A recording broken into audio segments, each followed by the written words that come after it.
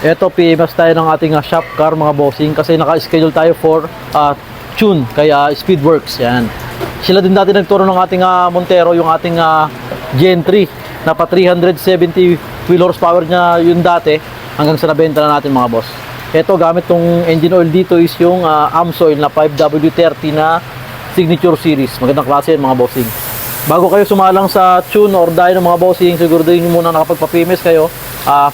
Palit kayo ng fuel filter. Ayan, ito yung fuel filter mga bossing. Tapos kung naka-K&N kayo, palinis nyo yung K&N, or kung hindi, palit kayo ng filter. Tapos palinis nyo yung airflow. Kasi ito mga bossing is 7,000 kilometers pa lang naman to, kaya hindi ko pa nire-reduce yung EGR nito. Tapos yung mga sa coupler, pare-tight nyo lang dito para para wala kayong problema. Para pag sumalang kayo sa dyno, wala na kayong aberya. At least dito pa lang sa atin, nakikita natin kung may mga kailangang higpitan or linisan para pagdating sa dyno, maganda yung maging resulta. Yan. Para hindi sayang yung dyno natin mga bossing. At maging maganda yung figure ng numbers ng kanyang dyno. Alright. Abangan nyo to mga boss kung ilan yung lalabas sa dyno nito.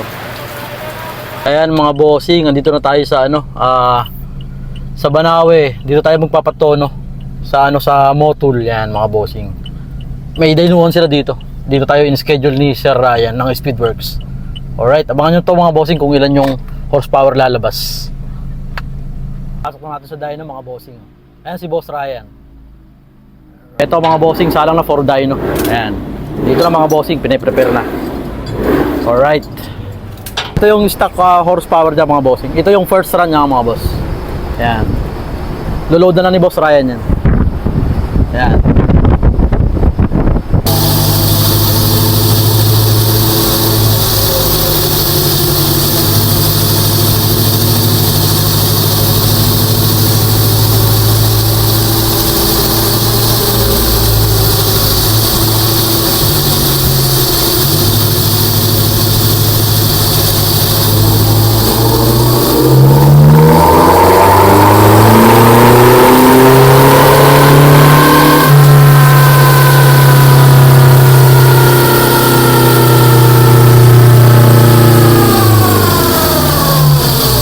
Ito na yung second run niya mga bossing, may load na yan.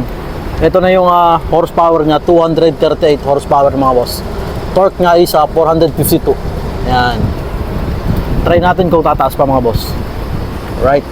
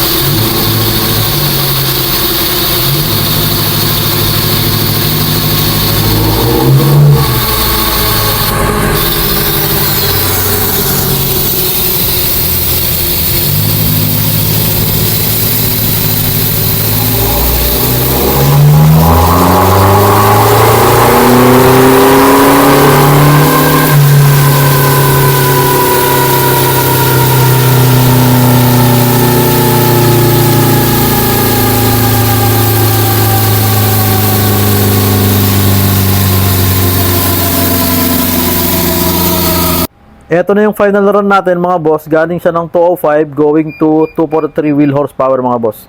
Grabe laki ng tinas nito. Almost 38 wheel horsepower mga boss. Stock turbo and nozzle lang to mga bossing. Speedworks lang malakas mga boss.